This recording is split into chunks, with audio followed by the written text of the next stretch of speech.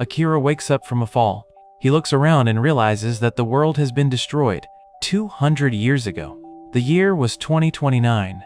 The story begins in 2029, where a young girl named Tawa finds a crying little boy, Akira, who misses his parents. She tells him not to worry because she's not going anywhere and that they are a family now. The scene then jumps forward to 2038, where society is in an uproar about AI technology. There are widespread protests against AI, with people claiming it's taking their jobs and causing societal problems. News reports show people from the Association of AI Victims demanding the government limit AI applications. One man complains he was laid off because he wasn't good at using AI, while another is furious that his son wants to marry an AI. The general sentiment is that AI lacks a soul, even though one commentator points out that human souls are just electrical signals. Back in the present, we see Akira's room, where he's having a dream about Towa and sleep-talking. His personal AI, Tagitsu, wakes him up. Akira asks for any interesting news, and an article about Dr. Tawasa Omaji, who is his big sis Tawa, pops up. She's a 19-year-old prodigy who is revolutionizing cryosleep technology and dominating the android scene. Akira notes how famous she's getting and tells Tagitsu to suggest upping security, but their AI network is so efficient that the request has already been made and completed by another AI, Ichikishima, and their guardian, Kazuya. After getting ready, Akira heads down for breakfast, which was prepared by their cooking AI. He finds his adoptive father, Kazuya, who Akira calls Pops, and gets him his food. Tawa comes in looking like she pulled an all-nighter. She explains that the beta version of her prototype android was a huge hit, making things very hectic. They have a family conversation where Kazuya teases Tawa for not going to a normal school, but she says it was a logical choice to skip grades to help with his research. Kazuya reminds her that people need more than just logic to live fulfilling lives. As Akira gets ready to leave for his morning practice before school, Kazuya and Tawa reflect on the fact that it's been almost 10 years since they took Akira in, and they decide they should do something to celebrate. On his way to school in a self-driving car, Akira thinks about Towa. She's a world-famous genius with multiple doctorates and patents who runs her own company. Akira feels that to be worthy of her, he needs to upgrade his status from family to boyfriend.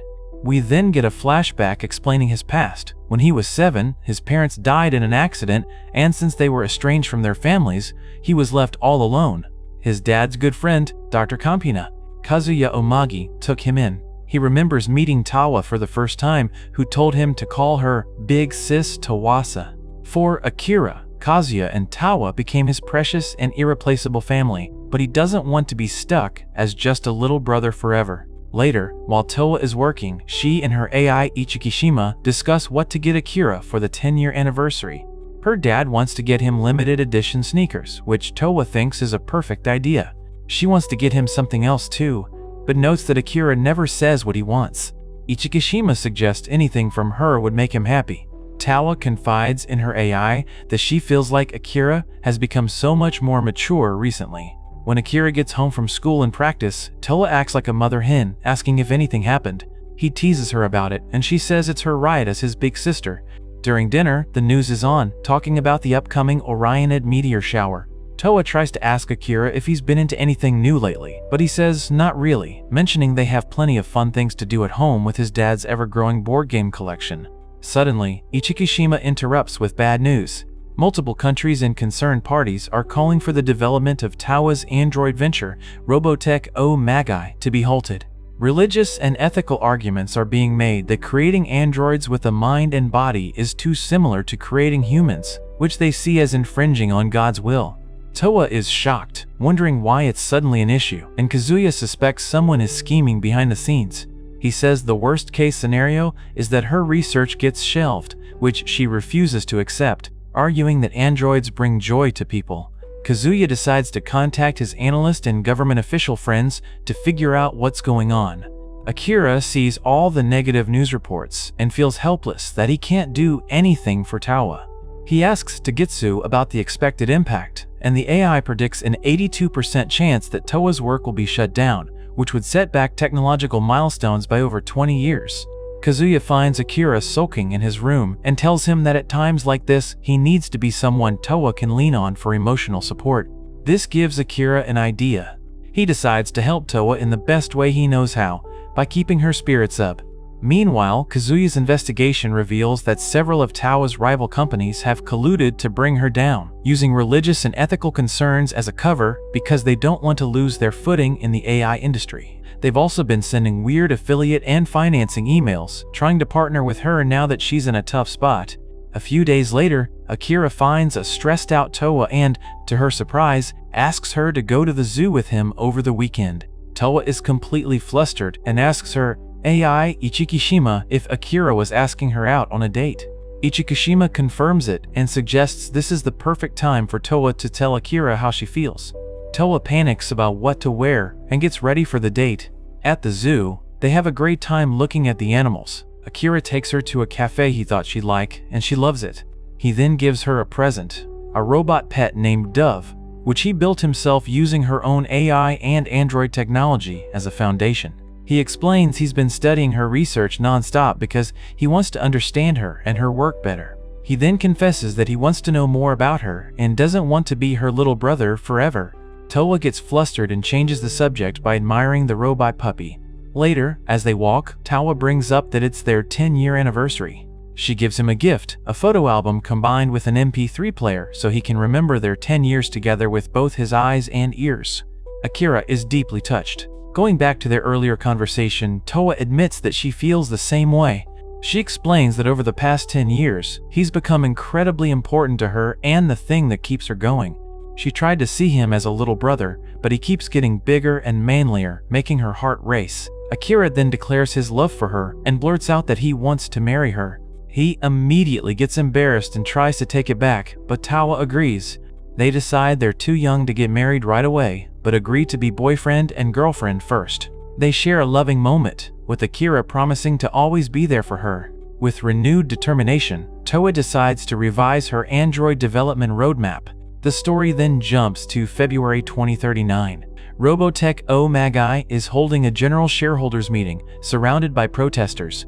Inside, Towa, looking confident, is about to give a presentation that she believes will win over the public. She takes the stage and announces her new LC project, a plan to upgrade humanity by embedding AI devices into people's bodies using cybernetics.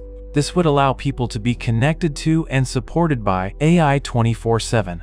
As she's explaining the project, a man from the crowd screams at her, calling her a traitor to humanity who defies God's will. He pulls out a gun and rushes the stage. Akira, who is in the audience, sees the danger and sprints to protect her. He shoves her out of the way just as the man fires, taking multiple bullets to the chest and abdomen. Chaos erupts as security tackles the shooter.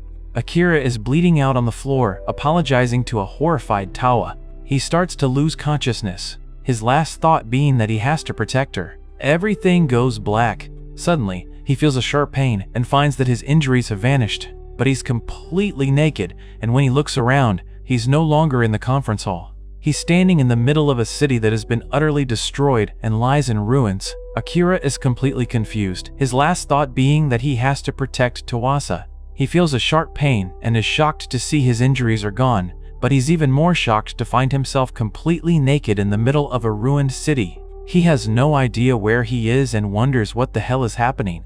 He thinks it has to be a dream and pinches himself, but the pain confirms it's real. Nothing makes any sense, and he thinks he might have amnesia. Looking up, he guesses he must have fallen from some kind of medical capsule. Just as he's trying to figure things out, a man and a little girl appear. Akira asks who they are, and the man explains that an earthquake caused the ruins to collapse, so they came to check on the Wise One. The little girl then loudly points out that the Wise One's weenie is out, and her dad gets super embarrassed. The girl, Edie, starts chanting "weenie" over and over while her dad apologizes for her bad manners. Akira tries to say it's okay, but she just keeps going. After they get him some clothes and take him to their village, he wakes up in a bed. Edie's dad asks if he's feeling better, and Akira thanks them for their help but says they must have him confused with someone else, telling them his name is Akira Himagami. The man introduces himself as Wea, the village chief, and his daughter Edie. Akira asks about this Wise One, and Wea explains he's a god their village reveres, a divine being who is enshrined in the ruins to bestow knowledge. He tells a stunned Akira that he's been sleeping inside those ruins since before Wea was even born. Wea continues, explaining that an organization called OWEL tasked their village with supervising the ruins, and he never imagined Akira would wake up. Akira looks at the wrecked landscape and asks if there was a war. The stress gives him a headache, and he gets a flash of a memory, a news report about a 19-year-old prodigy, Dr. Tawasa Omaji, who was revolutionizing cryosleep and android technology. He wonders what happened to Tawasa, but the pain cuts him off. They tell him they're arriving at their village, Hakodate, and Akira is shocked. When Wea confirms it, Akira spots Goryokaku Tower in the distance. He remembers a family vacation there and can't believe it's the same place, now just a small village. The shock is too much, and he decides it has to be a dream. Back in the village, everyone is excited to see the Wise One. They crowd around Akira as he rests in Wea's home. When he wakes up again, he feels surprisingly better. Wea's family tells him to make himself at home. Akira tells them about his time, the Common Era, and its advanced technology, which they find hard to believe, though Wea points out that Akira himself is living proof. Akira then asks how long he was asleep. Wea sadly explains that they don't know, because as peasants, they don't have history access rights. This confuses Akira, and the other villagers get nervous, saying they should report him to Owell. Akira asks what Owell is, and Wea explains it's the unified institution that governs the world. Akira is stunned and asks what happened to Japan, and a villager explains that Owell dissolved countries to achieve world peace. The idea of a world without war sounds incredible, but the loss of nations is a huge shock. Ide asks Akira how old he is, and he says 18, but then realizes he has no idea what his real age is after being asleep for so long. The villagers get into a heated argument about reporting him. Some are terrified of Owell, saying they'll be punished for hiding a relic. Wea feels it's wrong to turn him in, but others accuse him of just wanting to hear stories about the past. A woman storms in and yells at them to stop being cowards. She declares that they'll look after Akira until he's settled, and Owell doesn't need to know anything yet. She tells Akira to relax for now. That night, Akira can't sleep. He looks out over the small settlements and thinks of Tawasa, deciding his new mission is to find clues about her. The next day, he asks Ide to show him the village market. He observes that their culture seems to be from the 18th century, yet they have a currency, likely backed by OWL. He realizes he needs to learn everything about this new world. He asks Edie if there's a library, and she takes him to the school, but the books are useless, with no real history. He suspects OWEL is censoring information. He asks if there's a way to meet OWL officials, but Edie says she hates them, calling them violent snobs who aren't in their village. As they walk, they see a celebration that looks like a wedding, but it's just a group of women. Edie explains it's an ALC, where people who love each other become C-Ealers. Akira is confused because Edie doesn't even know what a marriage is. She explains that an LCA can be between any group of people, men, women, or a mix, like the group of 4 they're watching. He learns that you can have more than 2 people, but Owell gets angry if the group is too big. Ide reveals her own family is a group of 3, her dad, her papa Vogt, and her mom. This is another huge culture shock for Akira, and it makes him remember giving Tawasa a ring and her telling him to stop calling her Big Sis Tawa. Later, he helps a villager fix a broken water pump, showing off his skill with machines. Just as they're celebrating, a man in a uniform arrives with armed soldiers. It's Owell's Commissioner General, Percussus Canis. A villager betrayed them. Canis declares Akira is an archaeological artifact with no rights and orders him detained. When Akira protests, Canis says Owell's control over information is paramount. Wea tries to intervene, but Canis strikes him down. He then decides to detain Wea and Ide too, and coldly orders his men to kill every other villager to erase all witnesses. He's a monster. He tells Akira he'll use his ancient knowledge to get promotions. Akira is horrified. Suddenly, a hooded figure drops from above and tells everyone to get down. Canis is furious and orders his men to kill her. The hooded woman is incredibly fast and strong. She tells Akira she can rescue them if he promises to hear her out. Desperate, Akira agrees and begs her to save Wea and Edie. The woman says, "Copy," and tells him to hide. Canis's soldiers open fire, but the bullets bounce off her. She's an android. She effortlessly defeats the soldiers, and Canis calls her a demon and an outside series. After she handles them, she tells Akira the situation is dealt with. He asks what she is, and she confirms she's an android named Yuger. Akira's mind is reeling. Yuger then says it's time to discuss the favor, but before she can explain, she projects a holographic image. Akira looks up and sees the face of Tawasa, which triggers a memory of Tawasa telling him they should get married. Akira is totally confused and asks if she's Tawasa, but the android says her name is Yuger. He tries to get a moment to clear his head, but Yuguri just blurts out her big favor. She wants to marry him. Akira is completely floored and asks why on earth she'd want that. Before he can get a straight answer, she shows him something that makes him realize she has a connection to Tawasa. He shouts that he knew it and asks if she knows Tawasa, but Yuger just says that's classified information. Just then, Heidi interrupts them and they agree that tending to the injured villagers is the top priority. Akira then speaks with the villager who betrayed him and forgives him, saying he understands he was just trying to protect his people. Realizing that Awoke is now hunting him, Akira decides he has to leave the village to stop causing them more trouble. The villagers all come to see him off, but as he's about to leave, Yuguri declares that she's coming with him because he still hasn't given her an answer to her marriage proposal. Akira thinks she's got to be joking, but she is dead serious. He flat out rejects her, saying it's insane to marry someone you just met, but Yuguri's logic is that they'll just have to get to know each other, so she's coming along. He reluctantly lets her tag along but tells her not to do anything stupid. Their first destination is the place where Akira woke up, hoping to find some clues. As they travel, he tries asking Yuguri about the present-day world and about herself, but she dodges every question, either calling it classified or premium content that requires payment in the form of marriage. They arrive at the ruins at night, but the power is out. Suddenly, Yuger tells him to be quiet because there are people nearby. Akira sees two other androids who have the exact same face as Yuger, and he realizes they all look like Tawasa. Then he's shocked to see ID with them and gets worried, but Yuger assures him they won't hurt her. The two androids, Yoyami and Hakubo, are grilling ID about who murdered Commissioner Kanise. Edie bravely refuses to rat out Akira, saying he saved her life. Frustrated at the dead end, the androids leave. Akira rushes over to Heidi, who explains she came to return his Tao watch, which she found in the ruins. On the watch, Akira discovers a message from Tawasa, recorded 200 years ago. It's a farewell message where she talks about her sins and begs him not to look for her but to live his own life. Yuger confirms the recording is 2 centuries old, which logically means Tawasa would have passed away long ago. But this news only strengthens Akira's resolve. He decides he has to find out what happened to her. His new plan is to head to Tokyo, to the Omaji house where he used to live. He asks Yuger if she'll come with him, and she agrees by reciting wedding vows, which he immediately shoots down again. She does tell him that Yoyami and Hakubo are commanding officers in the Awoke Special Forces, but gives no other details about her connection to them. The trip begins with Yuger immediately restarting her marriage campaign, getting uncomfortably close and flirty, which flusters Akira completely. To get across the water to Honshu, they get a ride from a wholesaler named Oboro, who Yuger promptly tells they are on their honeymoon. Oboro suggests they first head to Mount Osor to cross a bridge. In a town near Mount Osor, Akira accidentally bumps into a young girl named Amoru and breaks her paintbrush. He feels terrible and offers to buy her a new one.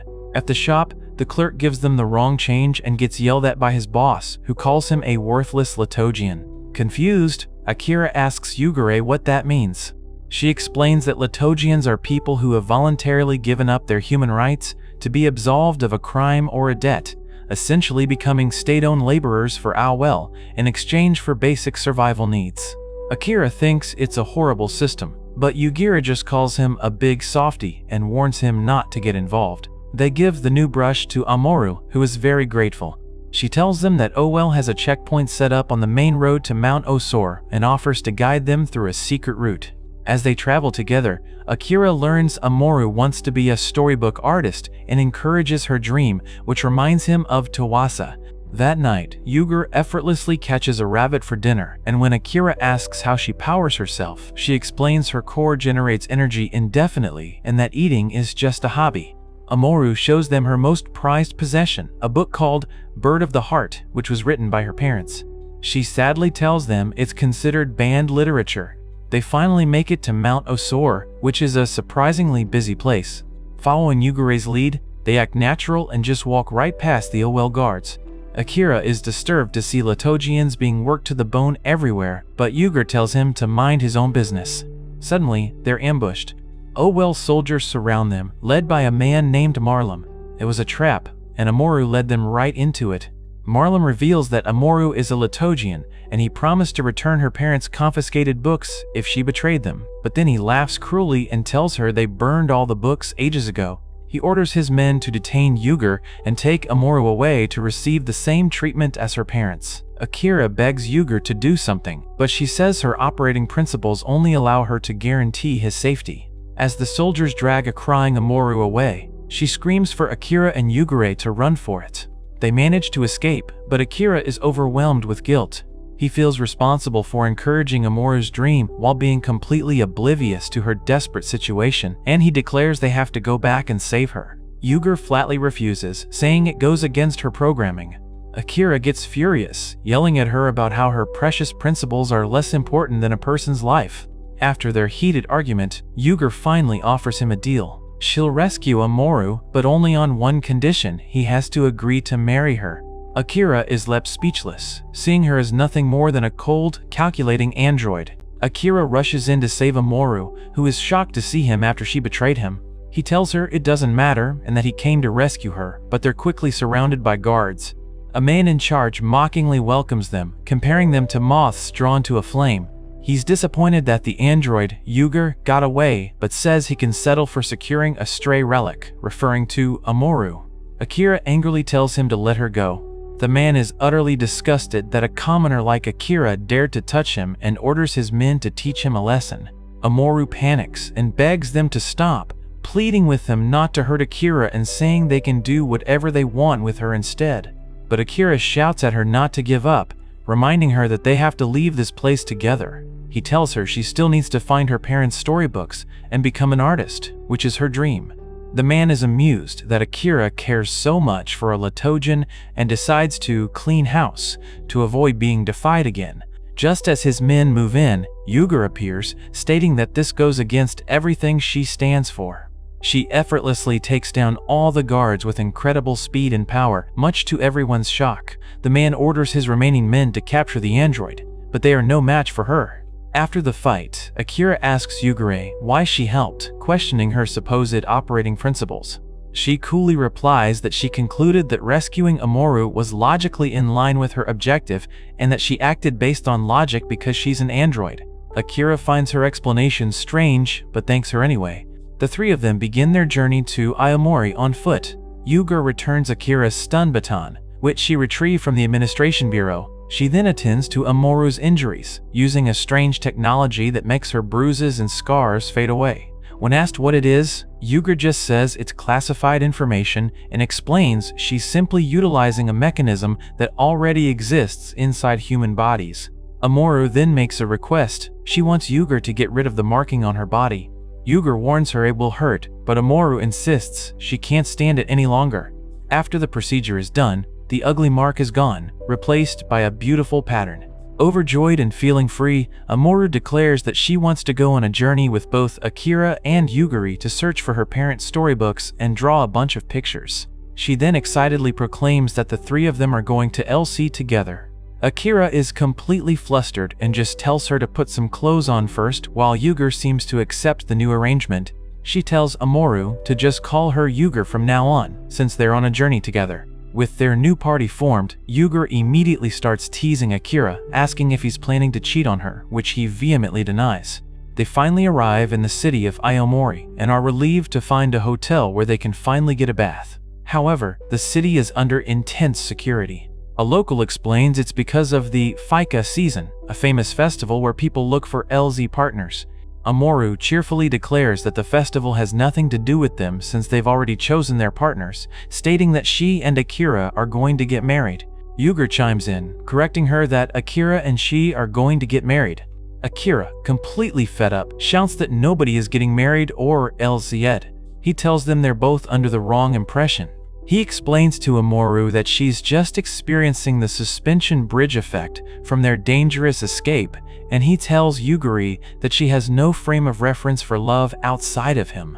He then reveals that his one true love is a woman named Tawasa, to whom he pledged his life, and finding her is one of the main reasons for his journey. Amoru, completely missing the point, suggests that once they find Tawasa, the four of them can LC together. Exasperated, Akira says he'll prove his feelings are genuine. Yuger takes this as a challenge and proposes her own plan. She will participate in the festival and meet other potential partners, and when she inevitably feels no affection for any of them, it will prove her love for Akira is real. Amoru eagerly agrees to do the same to prove her feelings are also real, leaving Akira horrified as they drag him into participating in the matchmaking festival. Elsewhere, two individuals named Kalkrum and Lieutenant Colonel Yamabuki are finalizing an off-the-record weapons deal.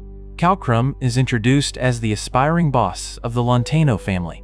Their meeting is suddenly interrupted by a group led by a woman named Fides, who reveals she is Kalkrum's older sister and the Lontano family's eldest daughter. She claims she rushed over after learning that her brother's guests were in danger from a rat among his underlings. Fides then exposes the commissioner who arranged the deal as another rat who has been misappropriating funds, which directly affects Yamabuki's purse. She calmly hands the corrupt commissioner over to the lieutenant colonel to handle. It's revealed that Fides and Kalkrum are half-siblings and the only two remaining after a bloody feud for succession, a strategy encouraged by their father. Later, their father tells them that family bonds and trust are paramount and that they must prove their worth through their actions. To that end, he orders both of them to participate in the Fika festival, as carrying on the family bloodline is also an important duty. Fides confidently promises she will find a partner, while Kalkrum makes a snide remark about her past failures. Back with the main group, Amoru and Yugurai are getting ready for Fika, excited that Fides and Kalkrum, the powerful heirs to the local mafia, will be there. Amoru gets scared, but Yugur tries to cheer her up, thinking Akira is just being insensitive by not stopping them. Amoru immediately defends him, saying his sincerity is one of the things she likes about him. At the festival, Akira wanders around alone and spots Kalkrum, deciding it's best to avoid him. Meanwhile, Fides is unimpressed by a long line of suitors, rejecting every single one. Her loyal men say she doesn't need to Elsie, but she insists it's necessary for her to become the head of the family. Kalkrum shows up and mocks her high standards, sparking an argument about true love, which Fides dismisses as useless in her world. She suddenly feels sick and walks away. Later, Akira finds Yugera, who is somehow drunk despite being an android. At that moment, Amoru accidentally bumps into Fides and spills a drink on her. Akira recognizes Fides and tries to make a quick escape, but she stops him, intrigued by his earlier comment about this day and age. She asks who he is, and Amoru panics, blurting out that Akira is a relic from ancient times who woke up from suspended animation. Fides seems to believe this story, saying it confirms some rumors she's heard. Then, to Akira's utter shock, she proposes that he LC her. Amoru immediately objects, but Fides makes him an offer. She knows Owell is hunting him, and if he agrees, the Lontano family will protect him. When Akira asks about love, Fides coldly states that feelings like that have no purpose in her life. Just then, they see Kalkrum in the distance, and Fides becomes flustered. Akira correctly guesses that she's secretly in love with her brother. She vehemently denies it, explaining that an LC between siblings is forbidden by their boss because it cannot produce heirs. As Akira processes this insane family drama, he sees the drunk Yuger approaching a random person and asking them to Elsa her, leaving him to wonder once again how he ended up in this ridiculous situation.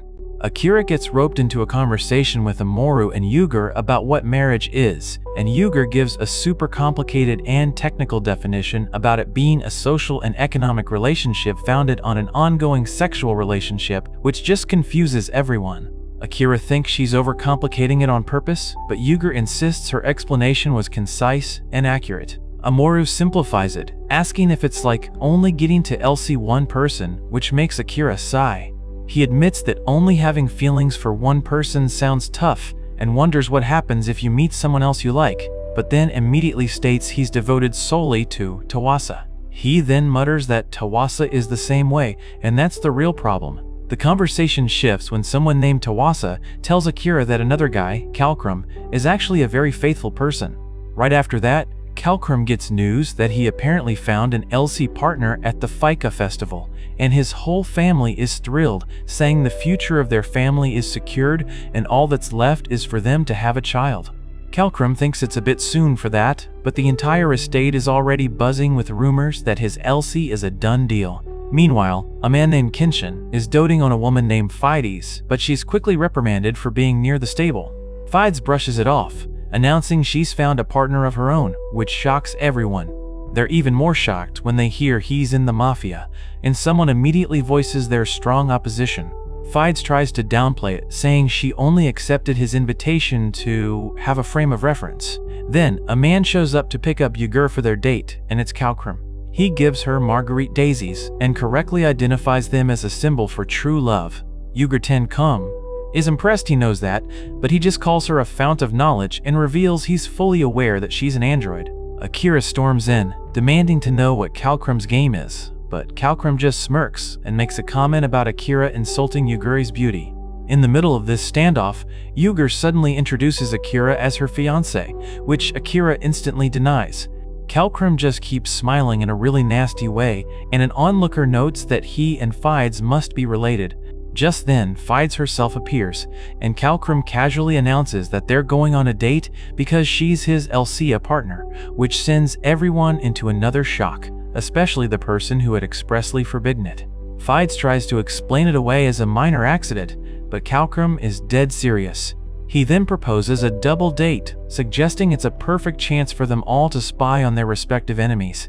To sweeten the deal, he dangles information about Tokyo in front of Akira, mentioning he has connections with OL and gets all sorts of intel. Akira is desperate for information and demands Calcrum tell him what he knows, but Calcrum just teases him, saying his lips might loosen up if he has a good time on the date. With no other choice, they all head out on this incredibly awkward double date. They go to the shopping district, and Calcrum immediately starts buying a gift for Fides, who seems distracted and uninterested. Akira is miserable and tells Yugur she shouldn't have agreed to come. He explains his only reasons for being there are to get information about Tokyo and to make sure Yugur doesn't get into trouble on her own. He then goes on a tangent about his feelings, admitting that while he gets that blood-related siblings are allowed to Elsia each other, he doesn't want to be Fides' little brother forever and feels like he has to do something about his situation, which makes Yugur call him a giant sap. The scene cuts to Yugiri talking with Calcrum, who asks her why she suggested a double date in the first place. She explains her brilliant plan, to make her fiancé. Akira jealous. He needs to be in a position where he can see her on a date with another guy.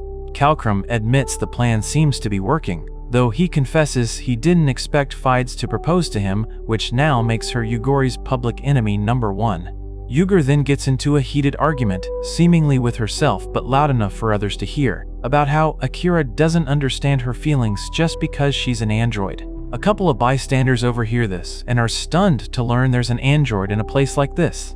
Yugir proudly declares that she's there to prove to her fiancé that her love is genuine. This declaration catches Calcrum's attention, and he says her story is interesting and asks to hear more. It's revealed that he's helping Yugur with her whole fake proposal and pretend date scheme purely out of curiosity, wanting to see with his own eyes if a relationship between a human and an android can actually work, though he privately thinks they're just a couple of fools chasing so-called true love. Back with the group, Akira buys a set of paints for Amoru, which seems to annoy Fides, who asks if he got anything for her. Akira is just confused by her reaction. Then he sees Calcrum present Fides with a flower, which for some reason makes her storm off in a huff, leaving Akira even more bewildered. Fides then decides she wants to go to a library, and Akira tags along, hoping to do some research of his own. The library is disappointingly small for a big city, and all Akira finds are law books like the Great Legal Code and the Great Sacred Text. Calcrum scoffs at them, saying that Alwell's word is the only law that matters, and if they say the sky is green, then it was never blue. As they're leaving, Amoru gets excited and runs off into an alley, forcing the group to look for her. Akira gets lost trying to find her, complaining about having to look for the little brat. This triggers a nostalgic memory for Calcrum and Fides, who recall playing hide-and-seek together as children in a similar alley. Calcrum finds Fides hiding, and they share a brief, tender moment, reminiscing about how they used to be close before they stopped speaking. Watching this intimate sibling moment makes Akira feel weird, and he immediately starts an argument with Yugure. He asks if she really ought to be wearing the necklace Calcrum gave her, and tells her she should just give up on him. Yuger immediately accuses him of being jealous, a claim he vehemently denies. He points to Calcrum and Fides, asking Yugure if she isn't upset by their closeness.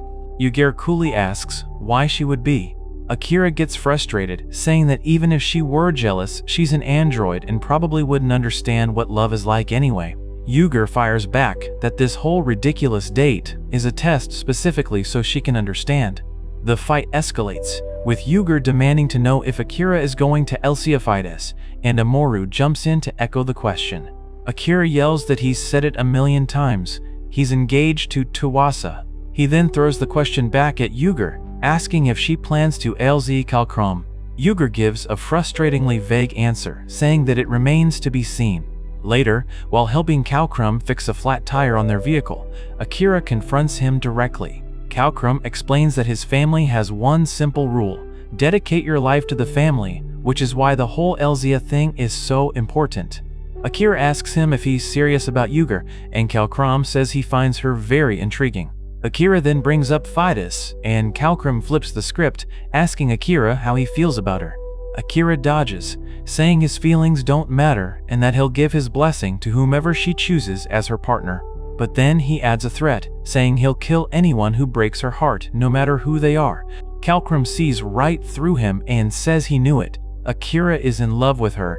Suddenly, disaster strikes when a runaway cart comes hurtling towards a small child. As everyone screams, Yuger moves with impossible, inhuman speed, swooping in to save the kid just in time. The heroic act completely exposes her as an android to all the shocked onlookers. One person immediately points out that if she's an android, she can't have children, making any Elzia completely meaningless and questioning what Calcrum is even thinking.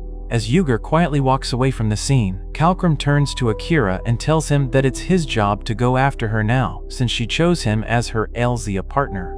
The focus then shifts back to a bitter argument between Fides and Calcrum. Fides accuses him of being a crybaby who begged Kenshin for help because he doesn't want the responsibility of being the boss. Calcrum angrily retorts that she was spying on him and declares that he's going to become the boss specifically to change the family so that she won't have to cry anymore. Akira finds Fides after her fight, and she confesses to him that Calcrum would actually make a much better boss. She describes him as clever, charismatic, and big-hearted, revealing a secret side of him. She explains that in their ruthless family, any child deemed unfit to lead is thrown to the wolves, but Calcrum has been secretly looking after all of them, arranging jobs and providing support. Despite this, she insists that she must become the boss because the position is too painful for a sweet person like him to handle. Meanwhile, the head of the Lontano family, the boss, receives intel from Alwell confirming that Yugure is an android. He immediately concludes that Calcrum and Fides are plotting against him, planning to use the android and black market weapons from Owell's military to usurp the family. He decides that the android must belong to the Lontano family and they need to secure it before Alwell does. The whole explosive situation comes to a head later that evening at dinner. They're at a fancy restaurant that the family owns, and Calcrum makes one last attempt, asking Yuguri if she will Elsay him. This time, Yuga rejects him for good. She explains that she's realized she can't have her love validated by someone else and that she needs to prove her true love for herself. She then turns to Akira and Fides and tells them they should really talk things over. At that exact moment, the boss and his thugs crash the party. He publicly accuses Calcrum and Fides of plotting to murder him, using the android and the illegal weapons as proof of their treason. Calcrum tries to deny it, but the boss ignores him. He then gives Fides a horrifying ultimatum: kill Calcrum on the spot to prove her loyalty and become the next boss, or they will both die right there. Calcrum tells her to go ahead and do it. Akira screams at her not to. As Fides hesitates, the boss accuses her of betraying the family too. This is the final straw for Fides. She explodes, screaming that his so-called family is just him alone and that not a single person, not even his own children, is on his side. Enraged, the boss orders his men to secure the android and kill everyone else. Just as his men move in, Yuger, who had been acting comically drunk all evening, stands up. She calmly reveals that she simply had her intoxication feature turned on because even androids like to let loose sometimes. With a cold look in her eyes, she announces that they are all going to pay the price for ruining her fun. As she powers up for a fight, both Akira and Kalkrom scream her name in unison.